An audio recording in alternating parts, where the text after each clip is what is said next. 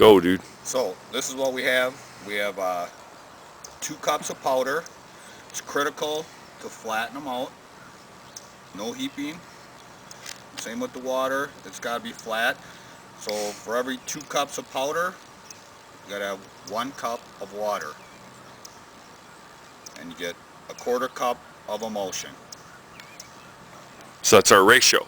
That's our ratio. So whether it's 1/4, no matter what the size, the ratio is there. okay. And what are we going to do now? Now we're going to go and actually mix up a batch. Okay. The size of what we use for the church. Correct. All right. Cool. Now ready. Okay, once we have our equal proportions into the bucket, 2 1/4. But the bucket, the white bucket has just got powder right now, right? White bucket's got powder. The green bucket has got clean water, which is critical. Must be clean water with no color, no powder, no cementatious, no nothing. And also the dye. As you can see, the building is 275 brown at 3%. What we had to do? Just a second. The green bucket's got water and what? The water and emulsion. Water and emulsion. Okay. Water and emulsion. And if you plan on tinting Thank you. the building, you must add dye. And the way you add your dye is to weigh it, which is critical, along with the emulsion, the water, and the powder. And we arrived at the weight of each one of those baggies back at the lab before we shipped it out to the site. Correct. Okay, that's good enough. And one thing we found was critical, that we add the dye to the emulsion and water first. Okay. So I have it already pre-weighed out with my scale, and I add the dye to the water and the emulsion. And you pre-measure those baggies in the morning before we come out before we Correct. get going. Yep, good. Correct. Correct. And those are all, yep, there at the shop. So once you get your water, your emulsion, and your dye in here, you want to mix it up.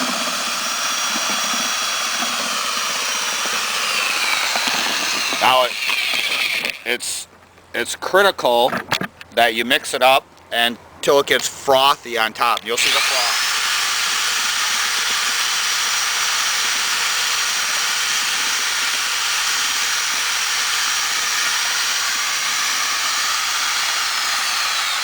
Once that froth is established on top, Okay. you want to take your powder and add it to the mixture.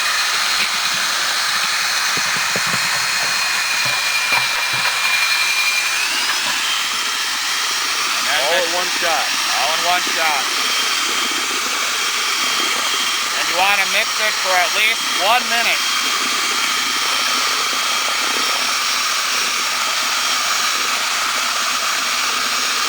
How do you know when it's done?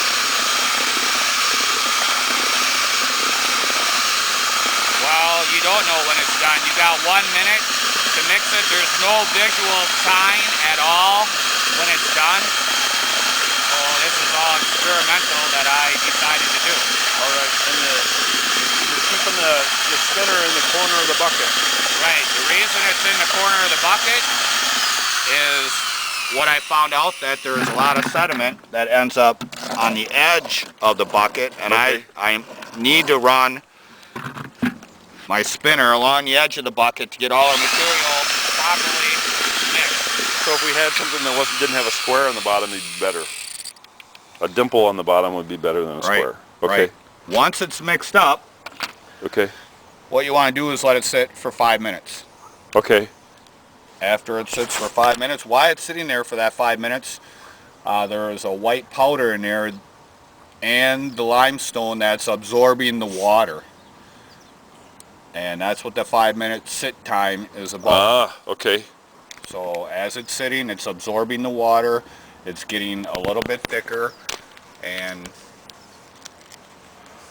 All right, so it's just standing up.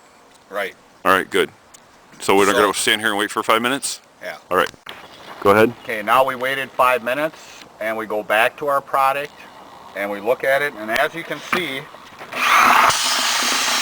it's still, the product it still has a large amount of moisture in it, and there's not much consistency and thickness. We say it looks like a melted chocolate milkshake. Correct. And what you want to do is after it sits, then you wait for the person with the gun to say he's ready for more product. Once you're ready for more product, you come over here, you hit it for about a minute with the drill and send it right out. It's very critical to hit it with the drill and then send it out, because that sends the sand and the cement back up into the mixture and gives it evenness. Okay, and so then, Rick, I got a question for you. Yeah. So essentially you've made one batch here, you've done tinting on one batch. Mm-hmm. If we do another batch right behind it, we're going to tint that batch separately, so those have potentially they have two different colors slightly. So on our church, how do we make sure that we kept our colors in good a control as possible? Well, the trick to that is equal measurements. It's critical that the water that you put in there is clean, clear. Yep. It's also critical that these measurements are flat. And the water and the emulsion. If you get too much powder in there, it'll give you a lighter color. Okay. You get too much water in there, it'll give you a lighter color. Huh. You get too much emulsion in there, it's going to change your color. So if you're after a color, these weights and measures are critical. Okay. And if you're off at all with any of those or dirty water, you're going to be doing it over.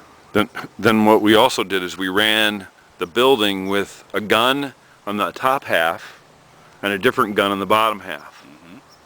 So what did we do with the emulsion? What did we do with our mix to help the gun guys? Remember? Half a bucket. Well, I wasn't really involved in that. Well, okay. You So- split up. So The person on top received the top of the bucket. The person on the scaffolding received the top of the bucket. There's 17 pounds approximately in each bucket. And what we decided to do is split the bucket up between two guns. So what we did is the person on the scaffolding got the top of the bucket. The person on the floor got the bottom of the bucket. And we just continued on. And they were trying to work top to bottom of each other, so if there was a color variation, it wouldn't show up top to bottom. Right, right, It might show up left to right, right. but it wouldn't show up top to bottom. One thing that mistake that we made is we used two different guns, Yes. different styles of guns, Yes. which laid out two different streams. Same air pressure, but a different type Of spatter. of spatter. Even though the nozzles look the same, because the guns were made different, it gave us a different look from top to bottom. So, But we also know that the person who's handling the gun can change it too. absolutely, It's very- gun control is important, and if one person's going really fast on the bottom and the guy on top is putting it on thick, it's going to look goofy. So it's critical that the guy on top and the guy in the bottom are working hand in hand together. Got it. Cool. Thanks.